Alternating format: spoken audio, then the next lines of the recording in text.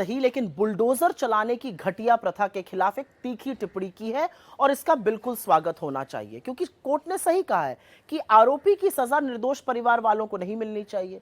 पर आखिर ये बुलडोजर का पूरा बवंडर है क्या? किसके ऊपर चलता है, कब चलता है, क्यों चलता है, ये कौन निर्धारित कर रहा है?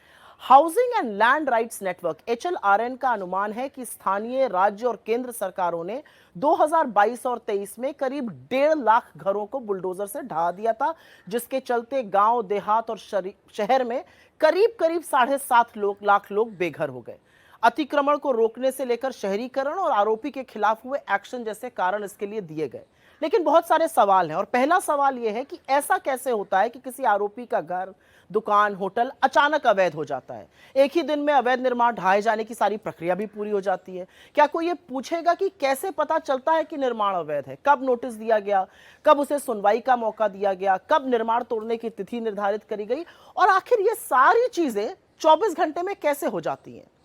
लेकिन सच यह है कि अधिकांश जगह बुलडोजर निरंकुश सरकारें नफरत की आंधी को हवा देने के लिए चला रही हैं, और एक बड़ा कड़वा सच यह है कि अधिकांश जगह बुलडोजर मुसलमानों के घरों पर चलाए जाते हैं।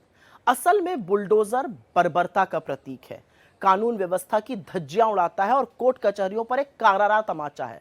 अगर बुलडोजर से ही न्याय करना है तो सारी न्यायपालिकाओं पर ताला लगा दीजिए, उनकी क्या जरूरत है? यह मेरा बिल्कुल मत है।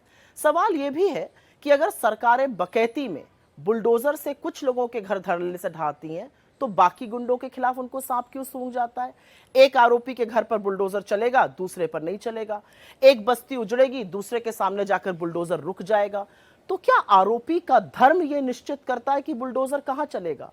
सजा आरोपी को मिलनी चाहिए, उसके घर के बाकी बेकसूरों को क्यों मिलती है? बुजुर्गों को, बच्चों के सिर से क्यों छत और साया उठाया जाता है? यह ठीक नहीं है, और यही कोर्ट भी कह रहा है। बुलडोजर चलाने जैसी गैर कानूनी हरकतें असल में अपराधी करते हैं, चुने हुए मुख्यमंत्री नहीं।